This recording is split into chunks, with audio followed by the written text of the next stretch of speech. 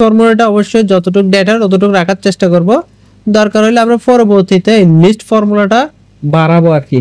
ঠিক আছে, আমাদের যে ভ্যালিডেশনের যে ফর্মুলাটা আছে এটা 100 পর্যন্ত আছে না, এটা আমরা ধরো 20 পর্যন্ত না, এটা কত 16 না, এই যে 16, এই যে এদিক থেকে দেখলে এটা কত নাম্বার, 16 নাম্বার আছে।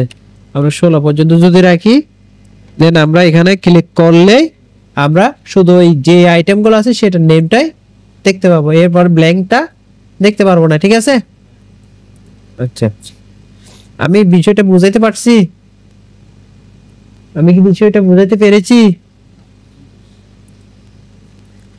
জাস্ট এটা মাথায় রাখেন, আমি যে ফরম্যাটিংটা কিভাবে করতেছি, জিনিসটা আসলে কিভাবে বানাচ্ছি, হ্যাঁ ফর্মুলাগুলো কিভাবে ইউজ করতেছি, এই প্রত্যেকটা জিনিস আপনারা কি করবেন, সাথে সাথে নোট করবেন। কি করবেন? সাথে সাথে নোট করবেন, কারণ এগুলা আমি লিখে দেওয়ার চাইতে